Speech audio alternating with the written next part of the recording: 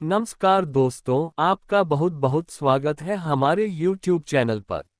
श्री कृष्ण जन्म भाद्रपद कृष्ण पक्ष की अष्टमी को रात के 12 बजे मथुरा के राजा कंस की जेल में वासुदेव जी की पत्नी देवी देवकी के गर्भ से 16 कलाओं से युक्त भगवान श्री कृष्ण का जन्म हुआ था। इस तिथि को रोहिणी नक्षत्र का विशेष महात्म्य है। इस दिन देश के समस्त मंदिरों का श्रृंगार किया जाता है। कृष्ण अवतार के उपलक्ष्य में झांकियां सजाई जाती है। भगवान कृष्ण का श्रृंगार करके झूला सजाया जाता है। स्त्री पुरुष रात के 12 बजे तक व्रत रखते हैं। रात को 12 बजे शंख तथा घंटों की आवाज से श्री कृष्ण की जन्म की खबर चारों दिशाओं में गूंज उठती है। भगवान श्री कृष्ण की आरती उतारी जाती है और प्रसाद वितरण किया जाता है। प्रसाद ग्रहण कर व्रत को खोला जाता है। कथा द्वापर युग में पृथ्वी पर राक्षसों के अत्याचार बने लगे। पृथ्वी गाय का रूप धारण कर अपनी कथा सुनाने के लिए तथा उद्धार के लिए ब्रह्माजी के पास गई। ब्रह्माजी सब देवताओं को साथ लेकर पृथ्वी को विष्णु के पास क्षीर सागर ले गए। उस समय भगवान विष्णु अन्नत शैया पर शयन कर रहे थे। स्तुति करने पर भगवान की निद्रा भंग हो गई। भगवान ने ब्रह्मा एवं सब देवताओं को देखकर उनके आने का कारण पूछा तो पृथ्वी बोली, भगवान मैं पाप के बोझ से दबी जा रही हूँ, मेरा उद्धार कीजिए। ये सुनकर विष्णु बोले, मैं ब्रज मंडल में वासुदेव की पत्नी देवकी गर्भ से जन्म लूंगा।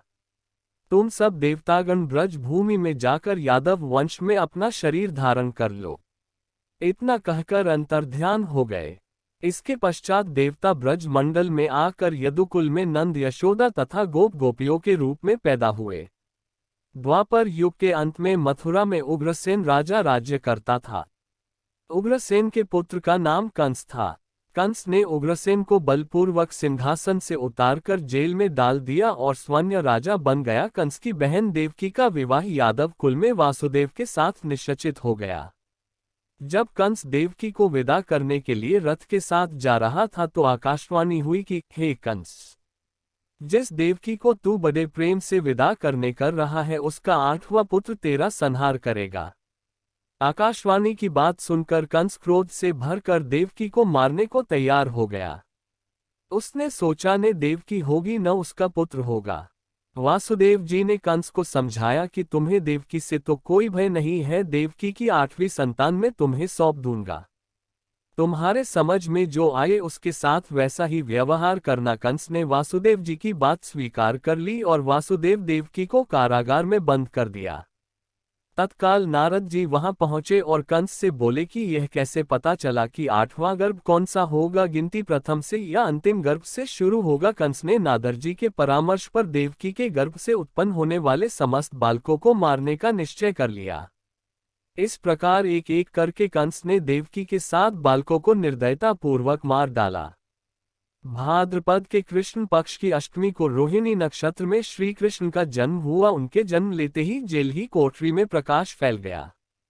वासुदेव देवकी के सामने शंख चक्र गदा एवं पद्मधारी चतुर्भुज भगवान ने अपना रूप प्रकट कर कहा, अब मैं बालक का रूप धारण करता हूँ, तुम मुझे तत्काल गोकुल में नंद के यहाँ पहुँचा दो और उनकी अभी अभी जन्मी कन्या को लाकर कंस को सौंप दो।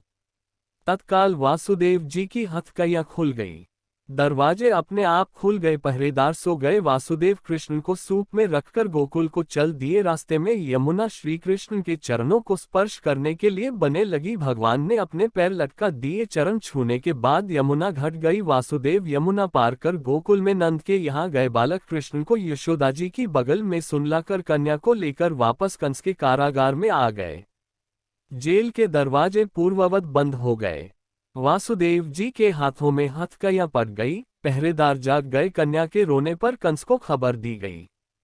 कंस ने कारागार में जाकर कन्या को लेकर पत्थर पर पटक कर मारना चाहा, परंतु वह कंस के हाथों से छूटकर आकाश में उड़ गई और देवी का रूप धारण कर बोली, हे कंस, मुझे मारने से क्या लाभ, तेरा शत्रु तो गोकुल में पहुंच चुका है।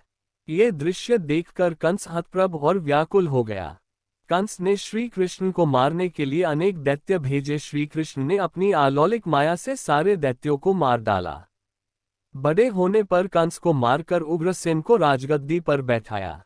श्री कृष्ण की पुण्य तिथि को तभी से सारे देश में बड़े हर्षोल्लास से मनाया जाता है। दोस्तों आपको अगर पसंद आया तो सब्सक्राइब प्लीज।